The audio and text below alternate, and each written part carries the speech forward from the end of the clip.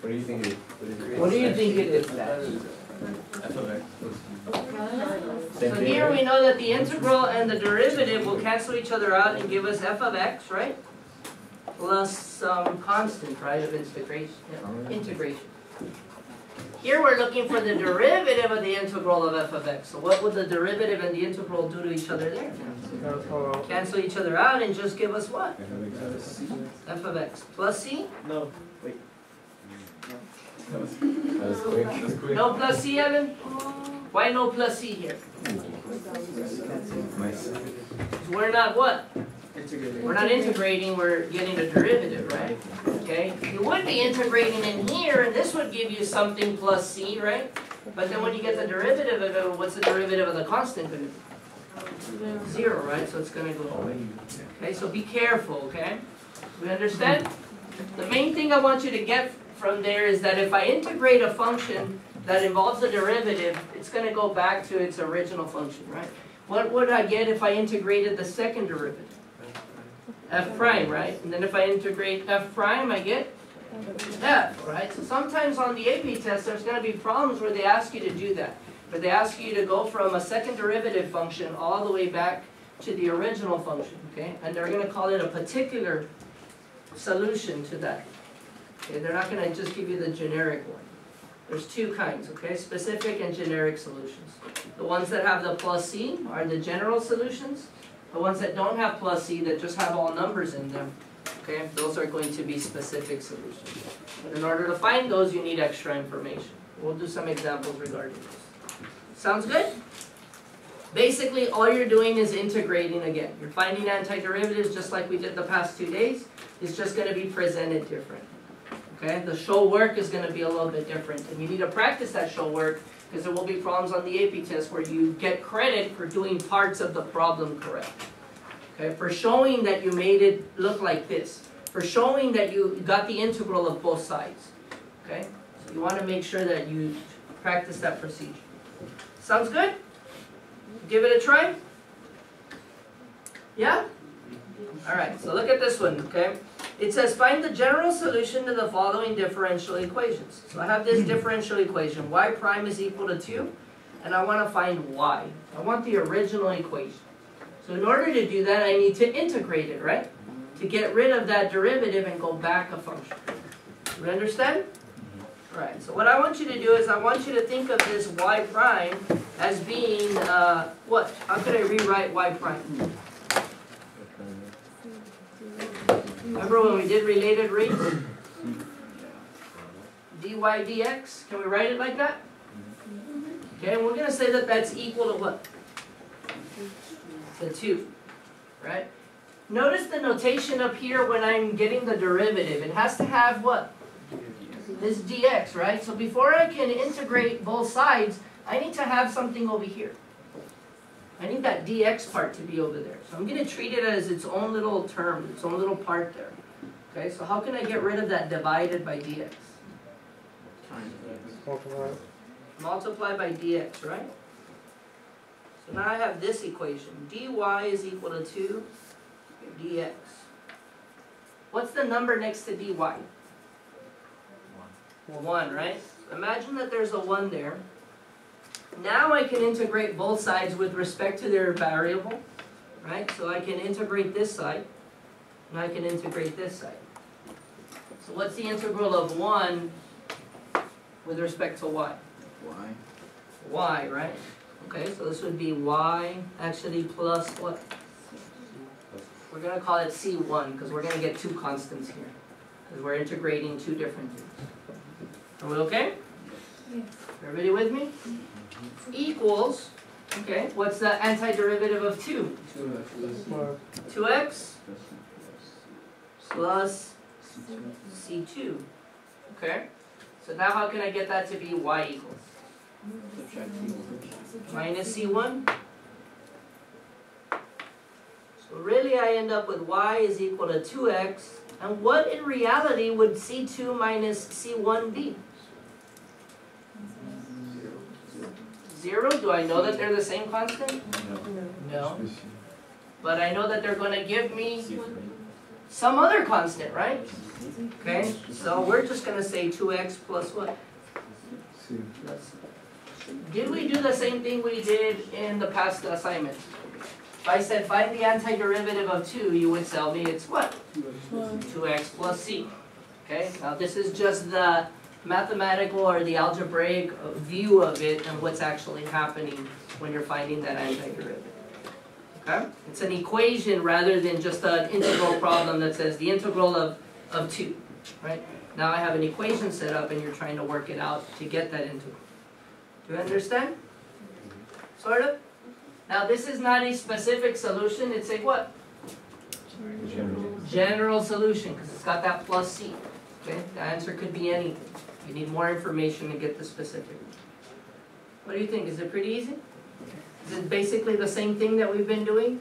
And just showing the work and the procedure to find it? Yeah? Cool. Right, try the next one. What would we do there? Okay, so we would end up with dy is equal to x to the third what? dx. Dx, okay. And then?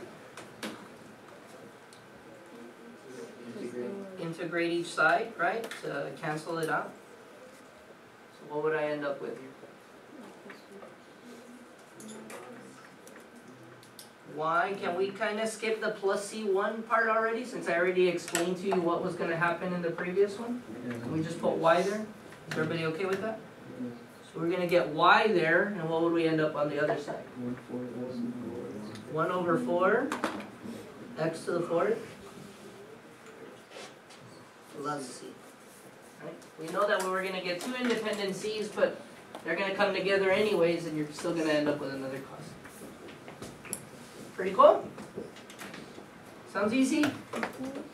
This comes out on my UIL test a lot. And there's no shortcut to it. You just got to be able to integrate quickly and plug in numbers quickly and work it out.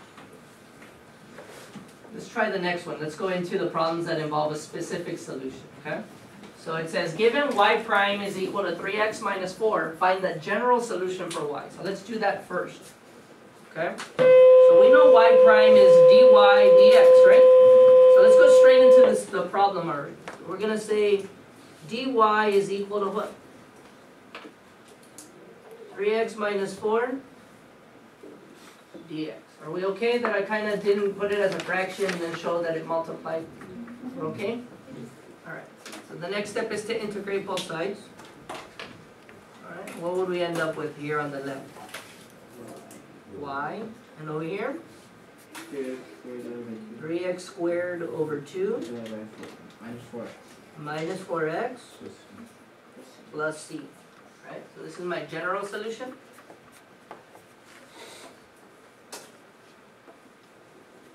Then they say find the specific solution if you know that 4, 10 is on the graph of y. So 4 and 10, what do they represent? X and y, right? So what can I do with those x's and y's to find the specific solution? Plug them in and solve for c, right? So let's plug those guys in and solve for c. So now we're going to get 10 is equal to 3 over 2 times 4 squared minus 4 times 4 plus c. What's 4 squared? 16. 16 times 3 is too hard, so let's do 16 divided by 2. 8. And now that times 3. What's 8 times 3? 24, right? So we got 24 minus what? 16. 16 plus c is equal to 10. What's 24 take away 16? 8. 8, so we're going to do minus 8, right? So c equals what? 2. So now can we write the specific solution to the differential equation? Yes. This isn't the specific solution. This is just what I need to be able to write it, right? So what would my specific solution be? Y equals 3 over 2x squared minus 4x plus 2. Super easy? And it's the specific solution because we're given that one point that we know has to be on the graph of y. We know it has to be on. Do we understand? Is it pretty easy? Yeah? Alright. So Somebody's friend is up there. So, on those problems, all we were working from was the first derivative, right? So we only had to do this procedure once. Sometimes they start you off with the what? Second derivative, and they want you to go all the way back to the original function. So you don't only have to do this once, but you have to do it what? Twice. And you have to find the c's how many times? 2 times. So you need more information here. Now I need a point on the what? First derivative and a point on the original function, right? Okay, and then in UIL, after you do all that, they ask you to evaluate the function. So you gotta find the specific original one, and then find like f of 5. So imagine they have to be able to do this that quick, and then plug in a number at the end, and then get their final. It's pretty crazy stuff. It's just speed, okay? Knowledge is speed. So let's try this first one, okay? And we're going to kind of skip some steps so we don't show all that fancy work, or the fancy notation, but we know that all we're doing is what? Integrating. Integrating, right? So if I integrate the second derivative, what am I going to get? The first derivative, right? And if I integrate 2, what am I going to get? 2x plus c. Are we okay that I didn't show those little steps in between? Like I didn't show it as dy dx, or d squared, dy squared over d squared x. No? Okay? Alright. So, that's not the specific one though, right? We need to find that c. So what are we going to use? This point or this point? First. First one, right? This is my x and this is my y. So we're going to say 5 is equal to 2 times 2 plus c. So c equals 1, so that means my specific first derivative equation is 2x plus 1. But we're not done, we need to go all the way back to the original function. Integrate that. Integrate it again? Let's do it. Integrate both sides. So we would get f of x is equal to 2x squared divided by 2, so it's just x squared, plus x. You plug in 2 and 10. And now we got to plug in 2 and 10, right? So this is my x and this is my y. So we're going to have 10 is equal to 2 squared plus 2 plus c. 2 squared is 4 plus 2? 6. Minus the 6. So c equals 4. So my final answer for my original function is going to be x squared plus x plus 4. And now I want you to find f of 5. Plug it. So now I plug in a what? 5. I'm just kidding. Good? 30. But that's what they would have to do on the UIO method. That's not too bad, right? Once you get really good at it. Wanna try another one? Try number 5 then. Okay? We want to go all the way back to my original equation. My specific original equation based off of this information. Okay, so integrate. We get f prime of x is equal to what? 6x squared over 2 plus 4x plus c. 6 over 2 we know is just what? 3. Okay, and what are we plugging in there? 0. So we're going to get 3 is equal to 0 plus c. What does c equal? 3. My specific first derivative is 3x squared plus 4x plus 3. So far so good? Am I going too fast? Going okay, Alan? Alright. We've got to integrate again. So now I get what? F of x is going to be equal to 3x to the what? 3rd over 3 plus 4x squared over 2 plus c. So So we know that 3 over 3 is a 1. This 4 over 2 becomes a what? A 2. And now we're ready to plug in what? The 1 and the 5? Alright, so we're going to have 5 is equal to 1 to the third plus 2 times 1 squared plus 3 times 1 plus c. Whenever you plug in 1, you know that it's just going to be the coefficients, right? So it'll be 1 plus 2 plus 3. That's 6, right? Minus the 6. So c equals -1. And what's my final specific original equation for this particular problem? X to the third plus 2x squared plus 3x. Too easy? Yeah? You get it right now?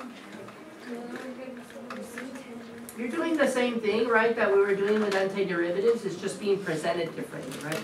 Now it's in a derivative equation and you're using integrals to solve that derivative. Okay? Number 6. Quick, let's go. Integrate, integrate. What's f prime? General solution. 12x what? Squared over 2. Some of you are already able to write the final answer, which is great. Some kids aren't. Plus what? 6x plus c. We know this 12